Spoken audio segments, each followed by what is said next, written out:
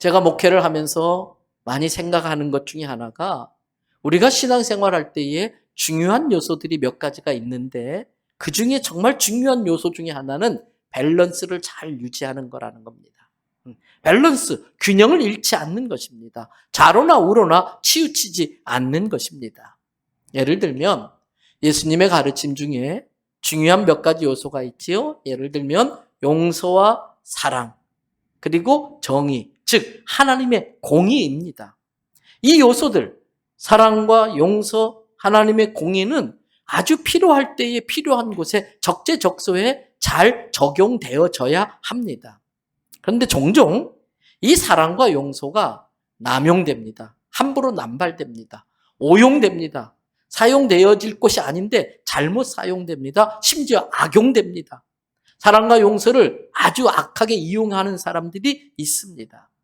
그러다 보니까 하나님의 정의가 실현되지 않고 하나님의 공의가 훼손되는 경우들이 있습니다.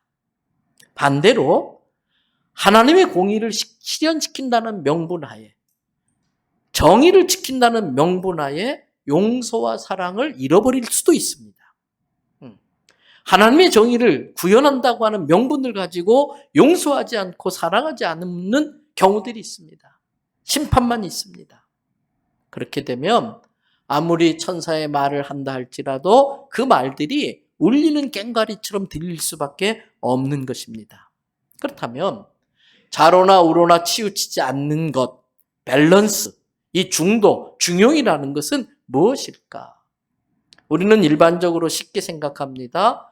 왼쪽, 오른쪽, 어느 쪽으로도 치우치지 않고 가운데서 중심을 잘 잡고 있는 걸 중용이다, 밸런스를 갖췄다 생각합니다. 틀린 것 아닙니다. 그러나 성경이 말하는 좌로나 우로나 치우치지 말라고 하는 것은 좀 더 깊은 의미를 가지고 있습니다. 신명기서 5장 32절, 33절을 봅니다. 32절 말씀 다 같이 읽어봅시다. 그런즉 너희 하나님 여호와께서 너희에게 명령하신 대로 너희는 삼가 행하여 좌로나 우로나 치우치지 마라. 잘 보세요.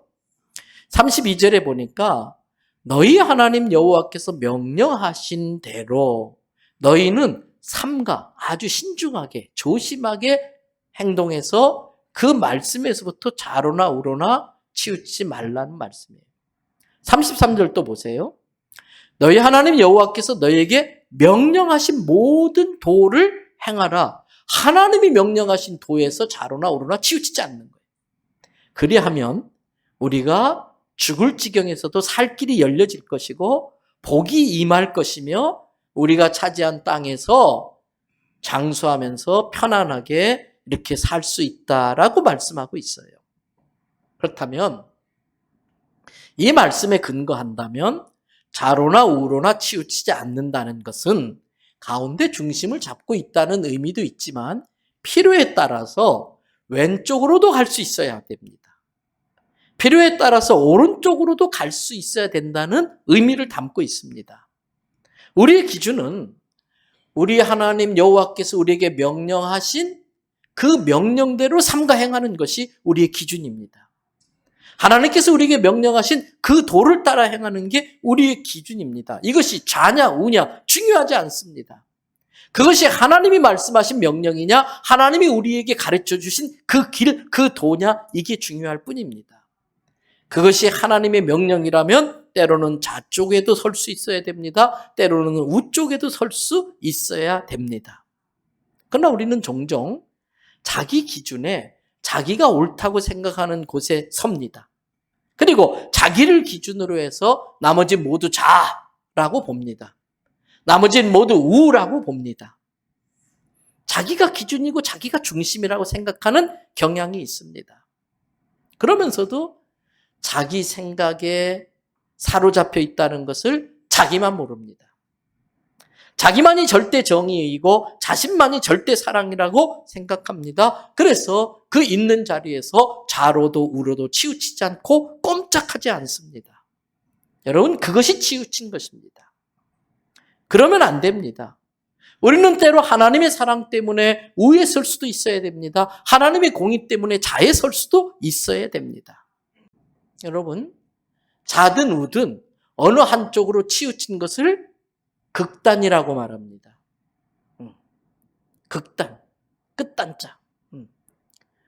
사람은 극단적이 되면 안 됩니다.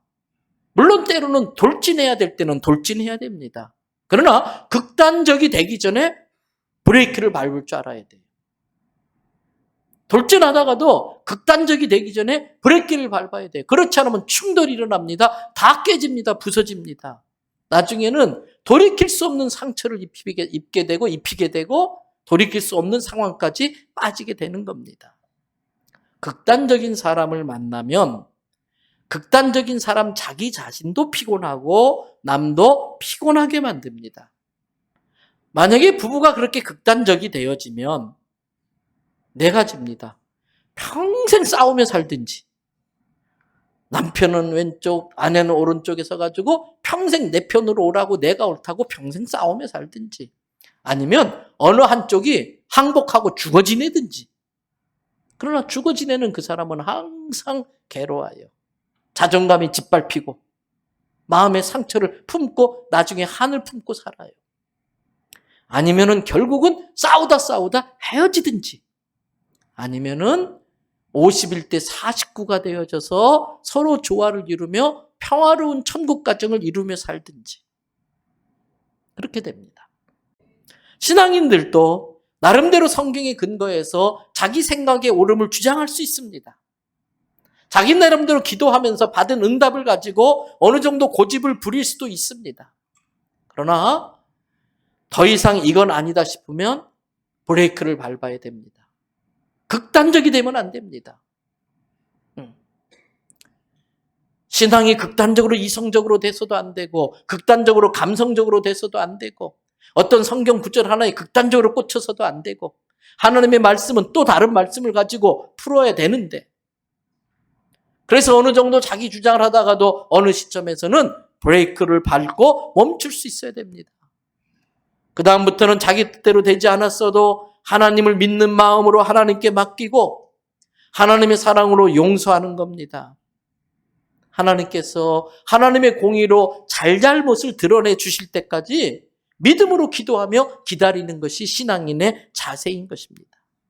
신앙인들은 하나님께 호소하는 사람들이 되어야 되지, 사회법을 하나님의 말씀보다 더 위에 두고 사회법에 매달려서는 안 되는 것입니다. 물론 그 과정이 힘듭니다.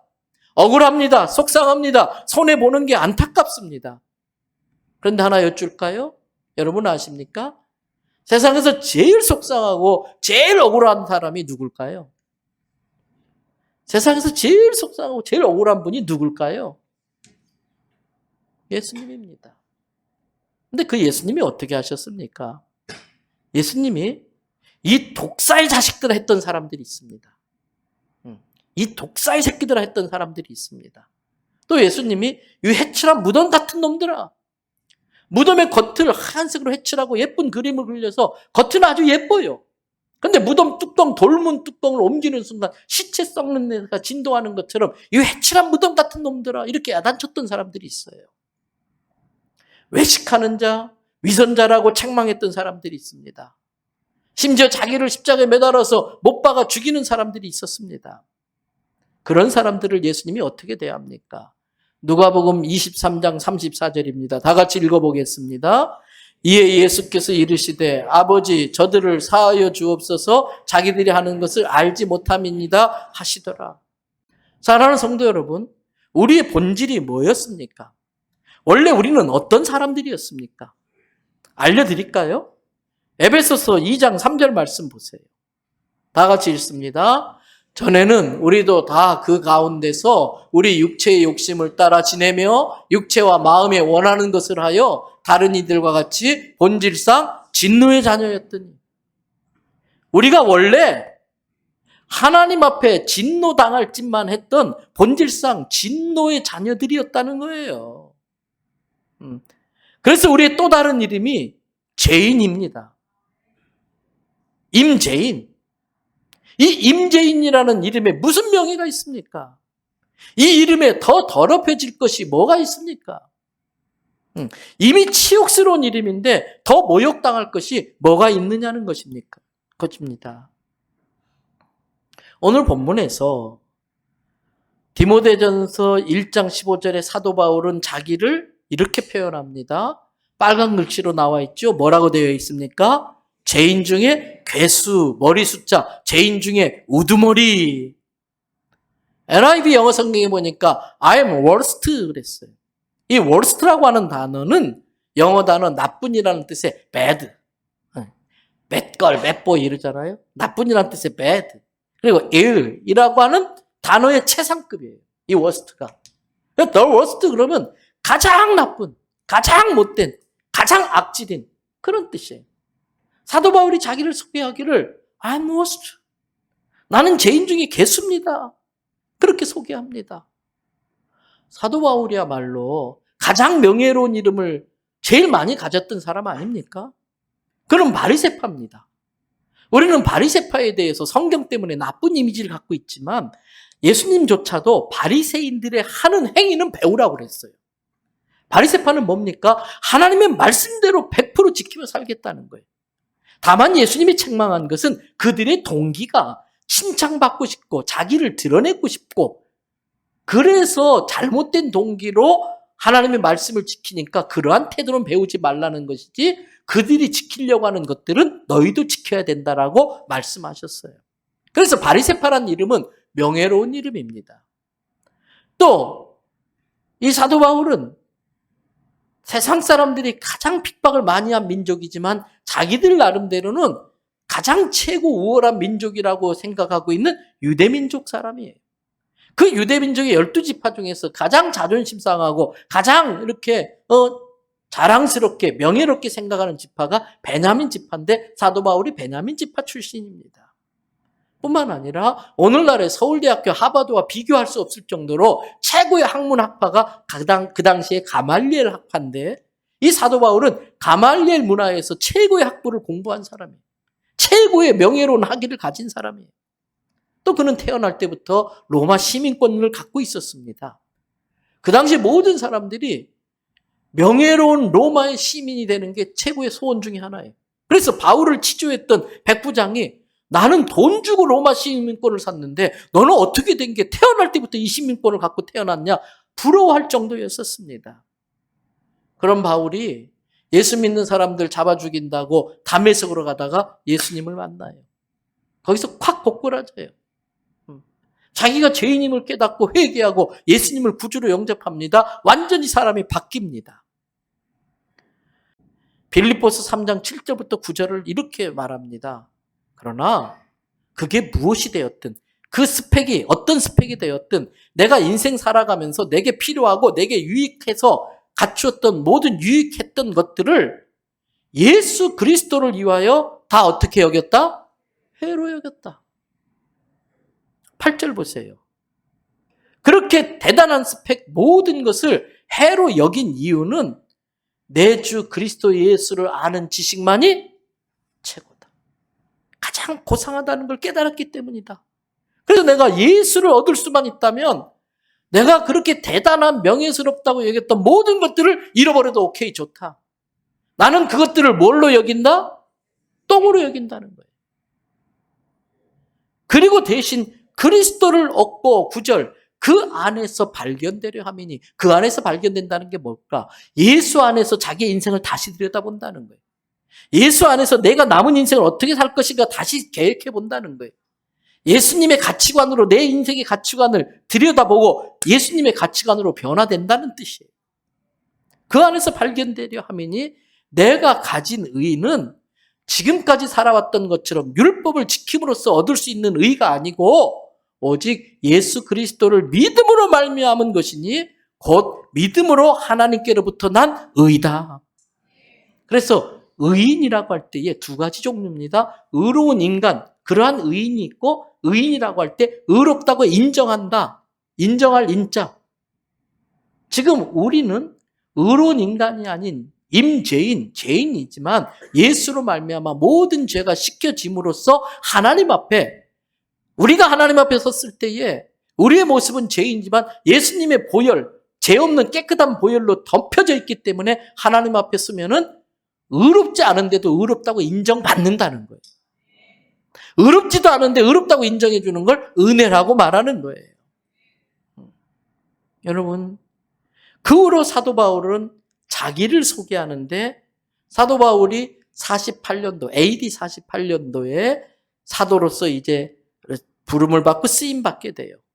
그리고 몇 년 지나서 AD 55년경에 고린도전서를 쓰게 되는데 고린도전서 15장 9절에서 사도 바울이 자기를 이렇게 소개합니다.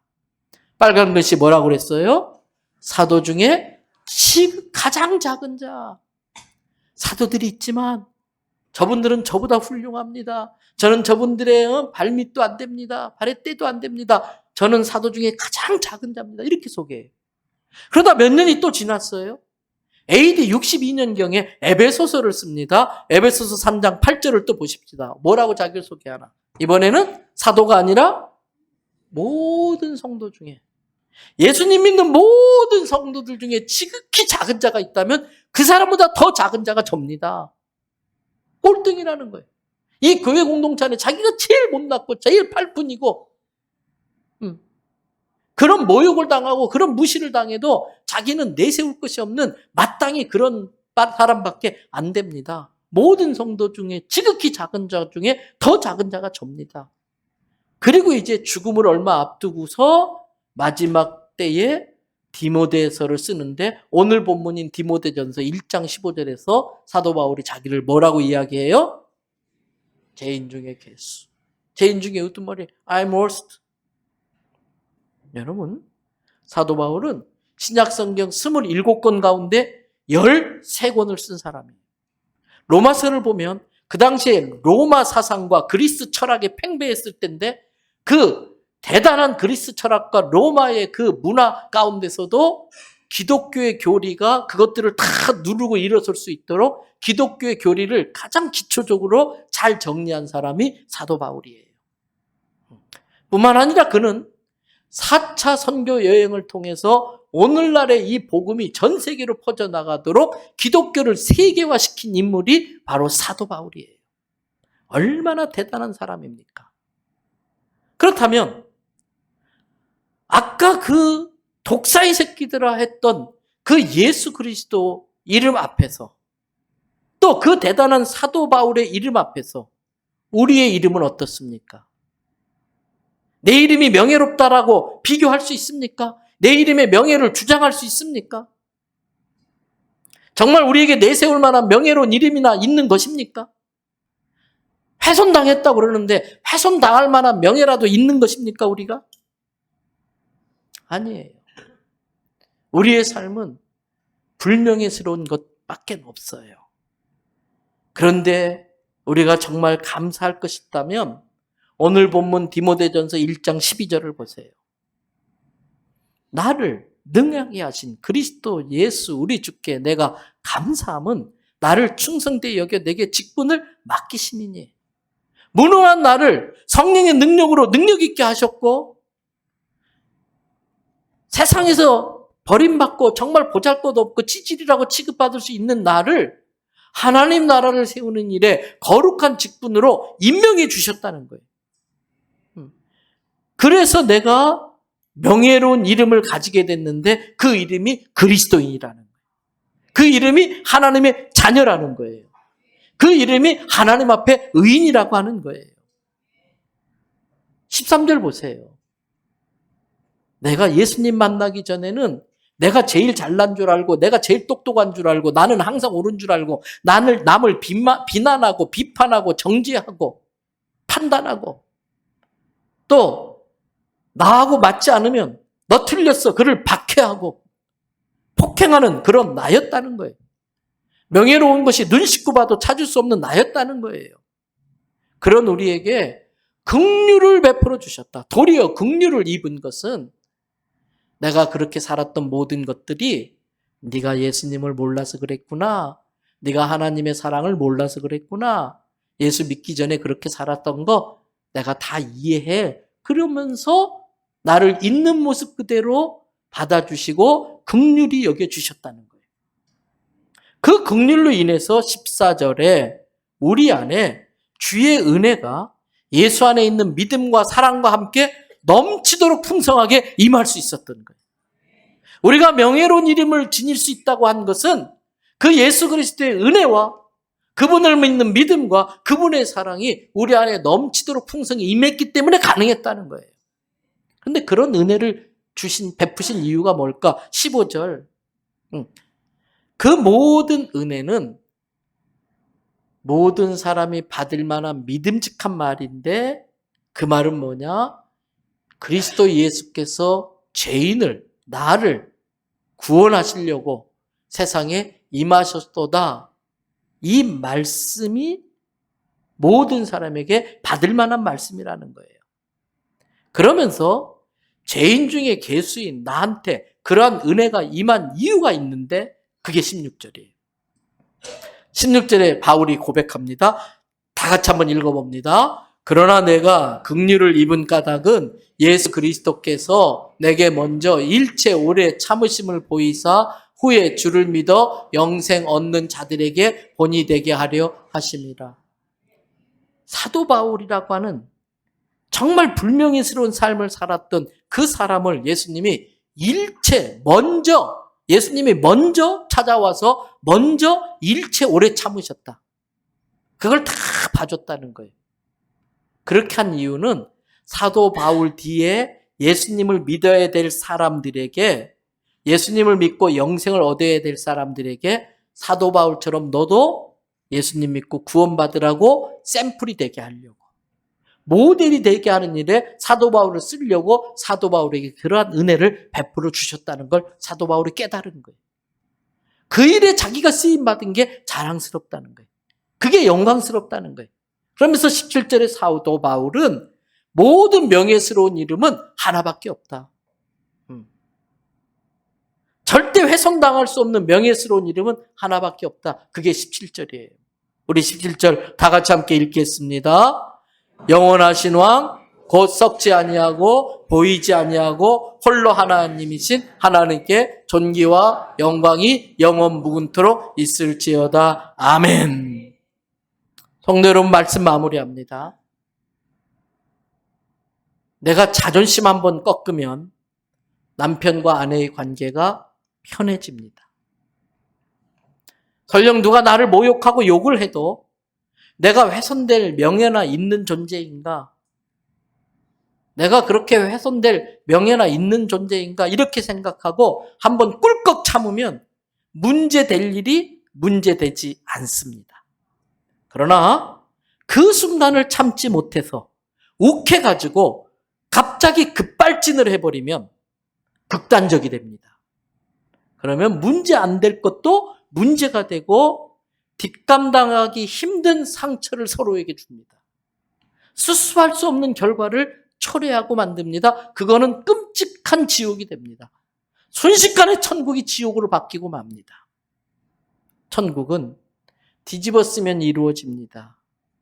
내가 그렇게 뒤집었으면 예수님이 다 보시고 아시고 찾아오셔서 벗겨주시고 나 대신 자기가 뒤집어 써 주십니다. 한 번만 더 하십시다. 내가 살면 예수가 죽고 내가 죽으면 예수가 산다.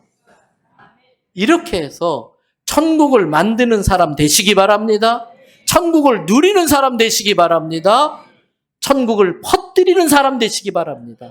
그래서 정말 명예로운 천국 시민으로 살아가는 우리 성도들 되길 주님의 이름으로 축복합니다.